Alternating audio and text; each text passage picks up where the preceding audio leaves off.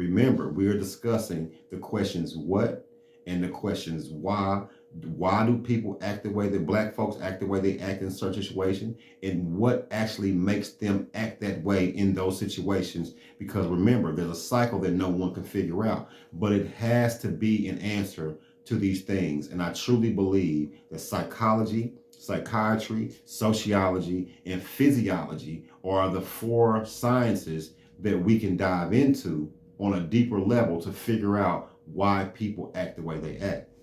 Thank you and welcome to my channel, Simply Your World, where we discuss past and present events that will affect you if they haven't already. And tonight I want to focus on two questions, the question what and the question why. Because when it comes to the black community, it seems like I'm hearing the same rhetoric everywhere I go, okay? Why do black people seem to act like that? Why does it seem like black people lost their minds? Why does it seem like every time black people get together, there's going to be a problem? I can't figure it out. People say things like it's a cycle that no one can figure out. And just overall, what happened to the black community as a whole, okay? And everyone seems to be so confused and disconnected, and I want to talk about that. Why does everyone seem to be so confused and disconnected? While searching for the answer to these questions, it led me to Edward Thorndike, a psychologist from the mid-1900s, and his claim to fame was the law and effect theory, also the law of connectionism. Inside of the law of effect theory, you have the stimulus and response theory, which is important, and we're going to dive deeper into that as well. Connectionism theory is a little bit too broad of a term, where it has too much to it to be just narrowed down to just one term. So we're going to break down the law of connectionism theory and how being disconnected from the things that we're about to discuss leaves a person in a stagnant state of mind. So we're going to talk about the law of effect theory, the law of connectionism, and how being disconnected leaves a person in a stagnant, a vulnerable state of mind. The law of connectionism is made up of 5 different categories, and they are philosophy of the mind, neuroscience, cognitive psychology, cognitive science, and artificial intelligence, okay? And we are going to talk about how being disconnected from these 5 topics can leave a person in that stagnant state of mind, all right? The philosophy of mind and neuroscience is the ability of the human mind to make intellectual connections between different areas of knowledge. That area of knowledge can be whatever. It doesn't matter how outlandish, because you have a thing called positive and negative reinforcement, where these certain things can be played up or down, depending on your peer group, or this is where the like button comes in and things like that, depending on the connections you make, no matter, like I said, no matter how outlandish the knowledge is, or misinformation that you're taking in, it depends on the reinforcement of those things in a negative or positive way, which allows a person to either accept those things and run with them, or drop them off in the garbage, basically, so to speak. I want you all to keep in mind that we are discussing the questions what and the questions why. What makes the black man or the black culture so disconnected, and why does the black man seem to act the way they act in certain situations, okay? So the next level of this connectionism theory we're going to discuss is psychology in general, or cognitive psychology.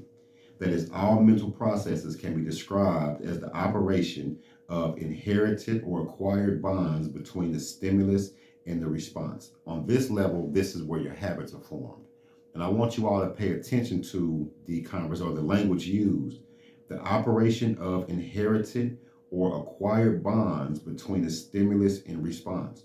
On this level of connectionism or disconnectionism, the way I like to think about it in our situation, this is the reason why it was important for someone to remove the father from the home. You know what I mean? And place it with something and replace it with other things, because there was no inherited bonds of hard work, commitment, you know, taking care of the kids, taking care of the wife, working long hours, bringing home the bacon. You know what I mean? Remember, your stimulus can be whatever, you know, whether it's for how you're watching your father work or not watching your father work, or just whatever you want to place in that space that forms or that gets a response that overall forms a habit. All right. So this is when you're disconnected from your past, disconnected from your father, disconnected from your mother, not knowing anyone from your past or just whatever the case is. This is where different things can be placed into that area, such as drugs, sex, or just whatever the case is, to get you to respond in a certain way. Depending on your peer groups, what type of information you're bringing in, these are the things these are the responses that you get to the stimulus, you know what I mean, that form the habits, if that makes sense. But moving on, you have the computational theory of mind. This is the information processing part of it, all right? This is where the subliminal messages come in. Check this out. Computational theory of mind is like a system capable of coding the information from the environment, modifying it, and extracting new information from it. Again, this is where the subliminal messages come in through the media. This is why the subliminal messages are so important, because in some type of way, some low frequency way, someone has figured out how to place certain images, sounds, smells in some cases, in your environment to get you to react to them on a physiological level. Now, this is where we go a little bit deeper than the psychological level. Some things are placed in your environment to get you to react on a physiological level. The physiological level is how you respond to sights, smells, and sounds, how you salivate when you smell something, how your heart starts to race when certain things start to happen. And at this moment or this juncture in your life, this is where some people know how to control you by, if you're sweating, if your heart racing, they know how to get in there in some type of weird way and control your thoughts to get you to act or react or not act in certain situations. All right. So again, the brain incorporates new data gathered in a continuous or a continuum of inputs and outputs. You're being bombarded with this information.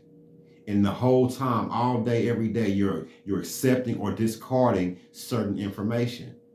This is the scrolling. This is the like button. If you don't like it, you scroll. If you do like it, you watch. Hit the like button. This is your positive and negative reinforcement. Remember, we said we're going to discuss B.F. Skinner. This is where he comes into the equation, because his claim to fame was operant conditioning and positive and negative reinforcement. What does it take to shape someone's psyche to get them to do or not do something? All right. So this is where he comes in, and we will discuss B.F. Skinner a little bit later. Remember, we are discussing the questions what and the questions why.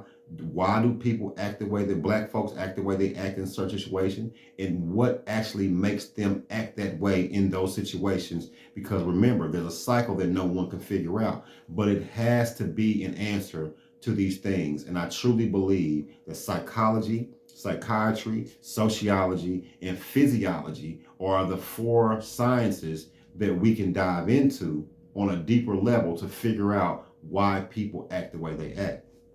And the reason why I say this before we move forward, B.F. Skinner also said this, that the only way to combat the technology of human behavior is human behavior, by knowing what you're subjected to and how to act in those situations, right? So this is where he comes in, because all psychological studies are built upon each other. Some things are done away with, some things are accepted, and this is where the reinforcement comes in.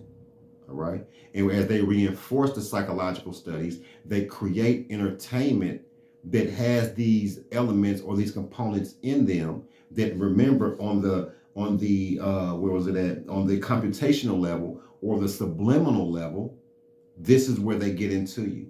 And this is where they start dealing with your it's called your effector level. You have the stimulus, you have the receptor, then you also have I believe it's called the neuromotor. We're going to get into that. Then you have it goes into your nervous system. Then it moves out of your nervous system into your motor neuron. Then it goes into your effector. And the effector is where it gets stuck into your psyche. You know, along the line, if any of this making sense, I put the diagram up here so everyone can see exactly what I'm trying to say. And along the path is leaving little marks of the event, or the stimulus is what we want to use. The stimulus is passing through your body and leaving little droppings all the way through. And then the more you do it is reinforcing that thought over and over, which automatically or eventually turns into someone's just pretty much motor skills. It's just like habit to pick up that cigarette, to drink that bottle, or to sleep all day, or just whatever the case is. All right. So these things are ingrained in us on a molecular level, is what I'm getting at. So let's move on. Then you have the artificial intelligence side of it. The artificial intelligence side of it is where the approach used to understand how the human brain works on a neural level, and particularly, check this out, how people learn and remember. It is a known fact that Black people are quick to forget. You ask yourself, why is it that we're so easy to forget certain experiences or certain monumental events that we should hold on to? And then the BS a lot of people hold on to, like, why are you holding on to that, but you're not paying attention to that, or just vice versa. All these things are by design. I.e., you see the artificial intelligence side of the connectionism theory. And this is the reason why they use social media, or it was almost a campaign to get the social media up and running the way that it is now, because it makes you either forget or not forget, remember or not remember. You know what I mean? So, okay, now you have the field of education, where it also says learning is active. Now I want you all to check this out. It is achieved when an individual is able to form associations between a particular stimulus, again, and response. The stimulus and the response to that stimulus in your environment is what shapes you. And this is the reason why the Black man as a culture, or the Black people as a culture, is in the situation that it's in. All right? Because someone understands that if you put a certain stimulus out there and you remove, first of all, let me stop. I say people have a selective will. People don't have free will. They have selective will, because if you have free will, you can do what you want to do. Selective will are things placed in your environment to get certain responses, or certain stimuluses put in your environment to get a certain response. Due to the positive and negative reinforcement, it builds or weakens those attributes in you. And this is where, again, B.F. Skinner comes in, which is called operant conditioning. Operant conditioning are things that you can take away from yourself, or you can add to yourself to survive, or what some people know as be accepted or be more acceptable in their environment. Okay? All these things are layered. There's a lot of psychologists that I haven't got into, that I have discussed in past videos, and as videos going forward in the future, we will get deeper on these psychologists and these psychiatrists, sociologists, and physiologists, and show you how it has been a collective effort to build a system of entertainment that amuses you. Because remember, to be amused is to be detached from your natural thought. To muse is to think or to meditate deeply.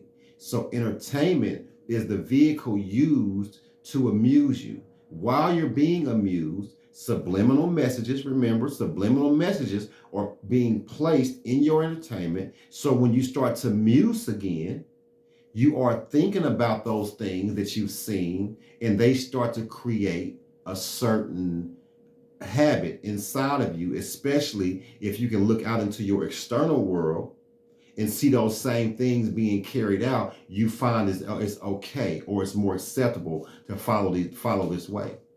And depending on your peer group, because these things can happen in small factions, depending on your peer group, depending on if you become that alcoholic, if you depend or not, or vice versa. I'm pretty sure you can choose whatever example you choose. All right.